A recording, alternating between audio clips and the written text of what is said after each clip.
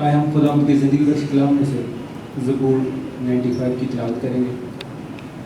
اور خداوند کی زندگی بخش کلام میں یوں لکھا ہے: آؤ ہم خداوند کے حضور نغمہ سرائی کریں اور اپنی نجات کی چٹان کے سامنے خوشی سے للکاریں. شکر گزاری کرتے ہوئے اس کے حضور حاضر ہوں، مزامیر گاتے ہوئے اس کے آگے خوشی سے للکاریں. کیونکہ خداوند خدائے عظیم ہے اور سب الہوں پر شاہ عظیم ہے.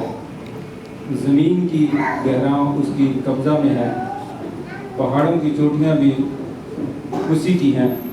سمندر اس کا ہے، اسی نے اس کو بنایا اور اسی کے ہاتھوں نے خشکی کو بھی تیار کیا. آؤ ہم جھکیں اور سجدہ کریں اور اپنے خالق خدا کے حضور گھٹنے ٹیکیں.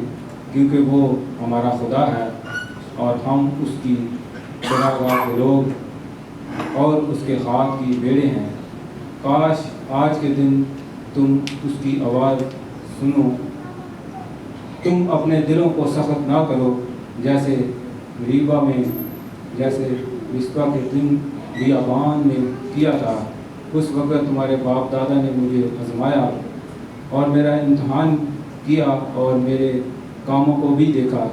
40 برس تک میں اس نسل سے بیزار رہا اور میں نے کہا یہ وہ لوگ ہیں جن کے دل آوارہ ہیں اور انہوں نے میری راہوں کو نہیں پہچانا.